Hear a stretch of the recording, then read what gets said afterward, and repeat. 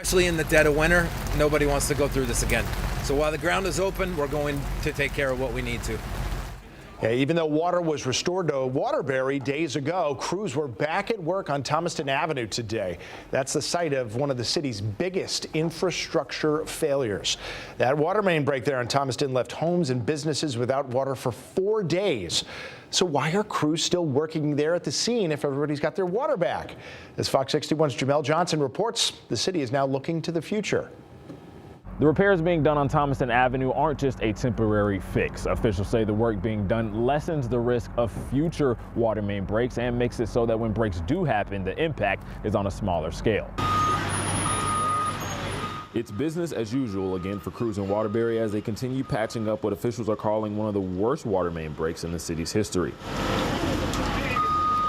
But Water Superintendent Bradley Millay says the work going on is not just a patch job. It can always happen again. I mean, you can always have a catastrophic break somewhere. All we can do is try to mitigate how we will handle it if it does happen. You do whatever you can to lessen that risk, and that's what we're doing. The city is repairing a 36-inch high-pressure main to help lessen the impact of future breaks. Before the last break, the city was also working on relining a 42-inch main. Once done, officials believe both mains in tandem will stabilize the area and prepare them for future breaks. By making this repair at this time in conjunction with the 42, it's going to allow us to go back to the city being fed by both high service mains, which we've been without for the past 7 months or 8 months now. Should we have a break somewhere, the other line is capable of taking care of the city. We don't lose water anywhere. Waterbury Mayor Paul Pernaruski says repairs halted over the holiday in case crews ran into further issues, wanting everyone to have water during Christmas. When work resumed, they started to repair a leak in the emergency stop valve that was put in during the initial break.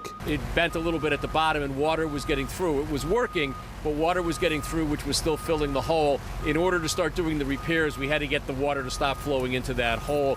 Last night, we were able to do that. As crews continue repairs, Thomaston Avenue remains closed, forcing people to find other ways to get home or to work. The businesses have been open throughout all of this. It's just been a little bit difficult. I think people have been acclimated to coming the other way.